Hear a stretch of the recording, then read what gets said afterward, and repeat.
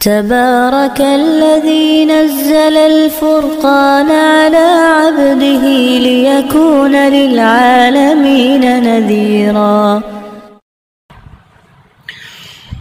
الحمد لله وكفى وسلام على عباده الذين اصطفى۔ اللہ رب العالمین نے اگلی 3 آیات میں آسمان و زمین کی قدرت اور اس کی حکومت اور اس کی تمام چیزیں اللہ ہی کے لیے حمد کرتی ہیں اور اسی کے قبضے قدرت میں ہیں۔ پھر انسانوں کو ایک بات سمجھائی کہ ان یشاء یذھبکم ایھا الناس، اے لوگو اگر تم اللہ کے دین سے، اللہ کے حکم سے، اللہ کی شریعت سے ہٹ جاؤ گے تو اللہ جل شانہ تمہاری جگہ ایسی قوم کو لے آئے گا، ایسی مخلوق کو لے آئے گا جو اس کی فرما بردار ہوگی۔ پھر اللہ جل شانہ نے دنیا کے چاہنے والوں کو کہ دنیا ہی چاہیے تو صرف دنیا مانگنے کی چیز نہیں ہے، اللہ نے انہیں ترغیب دی۔ اعوذ باللہ من الشیطان الرجیم، بسم اللہ الرحمن الرحیم۔ من كان يريد ثواب الدنيا فعند الله ثواب الدنيا والآخرة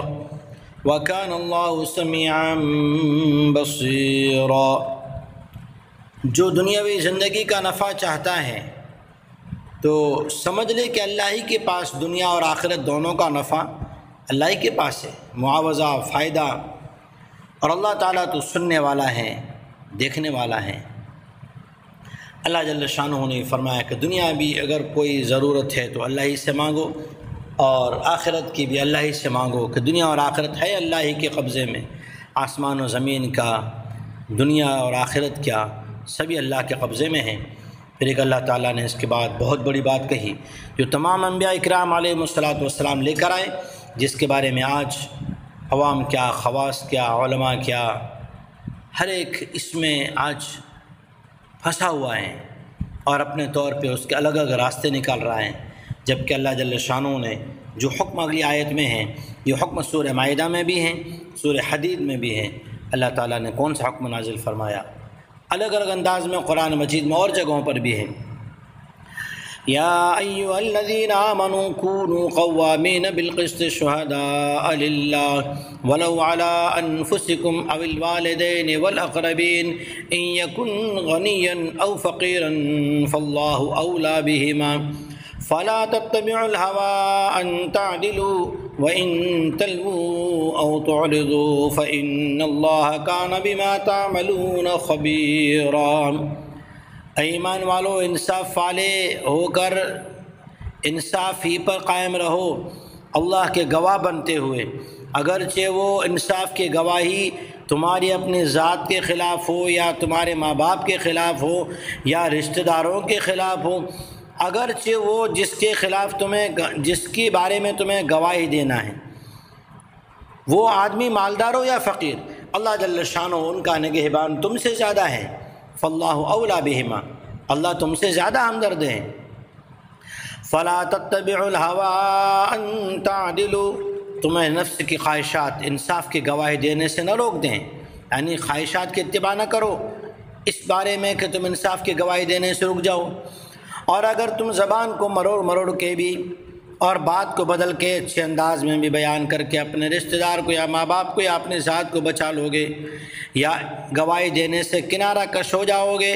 فَإِنَّ اللَّهَ كَانَ بِمَا تَعْمَلُونَ خَبِيرًا، بے شک اللہ جل شانہ کو تمہارے تمام اعمال کی خبر ہے۔ اللہ جل شانہ نے یہاں پر اپنی ذات، والدین اور رشتہ دار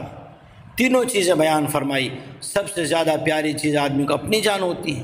پھر ماں باپ پیارے ہوتے ہیں، پھر رشتہ دار عزیز و اقربا ہوتے ہیں،